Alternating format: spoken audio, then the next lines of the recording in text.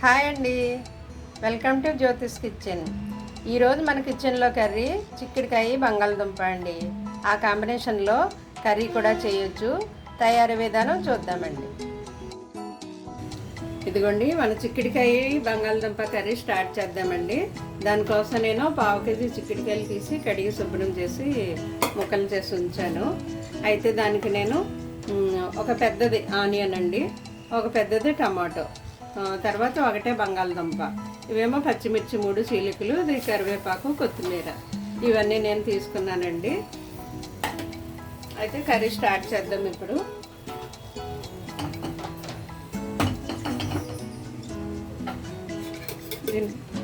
ఇదిగోండి, stove on చేసి కడాయి పెట్టాను.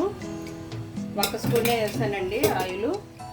ఇది కర్రీ కాబట్టి ఆయిల్ ఎక్కువ అవసరం లేదు. దీంట్లోకి పోపులు జీలకర్ర కూడా వేయము, కూర కాబట్టి. ఇదిగోండి, ఆయిల్ హీట్ అయ్యింది. నేను ఆనియన్ వేస్తున్నాను.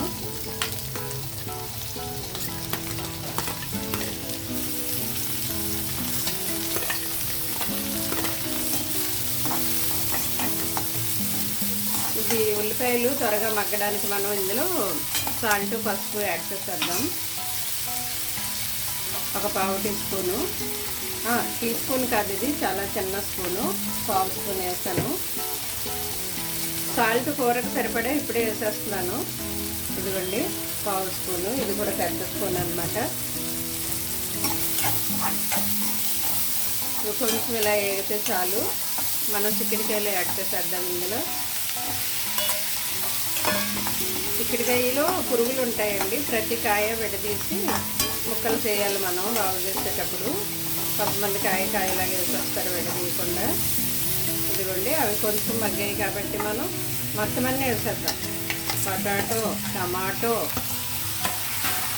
కరివేపాకు, కొత్తిమీర, పచ్చిమిర్చి అన్నీ వేసేసాం. అన్నీ వేసేసామండి. ఇది కొంచెం ఇలా కలిపేసి మగ్గనిద్దాము. కొద్దిగా 1 మినిట్ మూత పెట్టేసండి, సిమ్లో మగ్గనిద్దాం.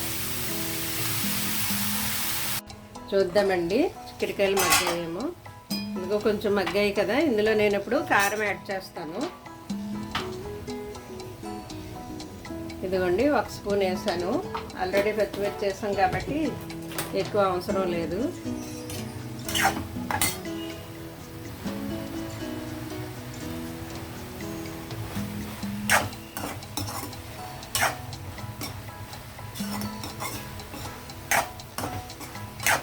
ఇప్పుడు దీంట్లో మనం వాటర్ వేసేద్దామండి. వాటర్ వేసేసి కొంచెం నీళ్లు తిరగబడే వరకు హైలో ఉంచాలి. నీళ్లు తిరగబడ్డాక మీడియంలో పెట్టాలండి. ఇదిగోండి, నేను పక్కన వేడి నీళ్ళు పెట్టుకున్నాను.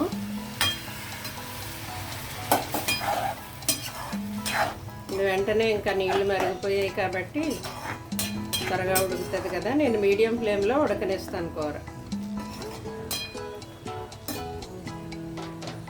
కొంచెం ఉడకనిద్దాం. చూద్దామండి మన చిక్కుడుకాయ కర్రీ.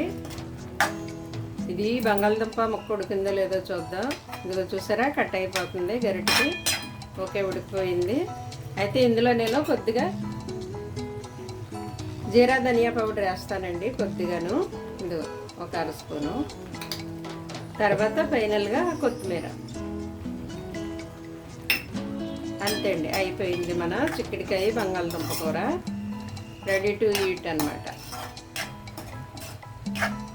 ఈ మాత్రం పులుసు ఉండాలండి కలుపుకోవడానికి, గ్రేవీ ఉండాలి కదా. ఈ పులుసు ఉంటే దీన్ని మనం చపాతీలో తినొచ్చు, రైస్లో తినొచ్చు, దేంట్లో అయినా తినొచ్చు. ఓకే అండి, ఇప్పుడు డిష్ అవుట్ చేయడమే. థ్యాంక్ యూ అండి. Thank you for watching.